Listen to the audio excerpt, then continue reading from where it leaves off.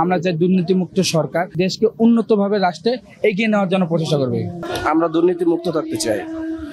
আজকে যে আয়োজন, ঈদ ঈদ পূর্ণিমা, ঈদ নামাজ পড়লাম সবাই মিলিত করে, খুব ভালো লাগলো। বিশেষ করে আমরা আগের যে প্রজন্ম গেছে সেটা থেকে বেরিয়ে আসতে চাই। এখন যে প্রজন্ম চলতেছে, যেরকম আজকে যে সবাই মিলিত করে নামাজ পড়লাম, এইভাবেই সময় কাঁধে কাঁধ মিলিয়ে রাখতে চাই।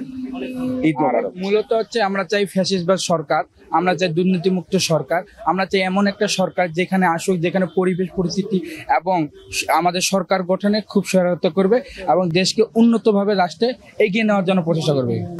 কেসারেন শেকড় থেকে শিখরে।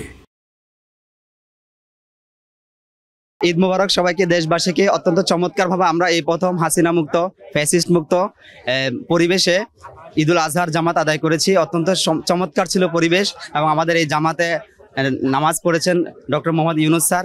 তো দেশবাসীর কাছে আমরা একটাই অনুরোধ, সকলের কাছে, যাতে আমরা আগামী দিনগুলোতে সবাই মিলেমিশে সুন্দরভাবে চলতে পারি, এটাই আমাদের প্রার্থনা ছিল।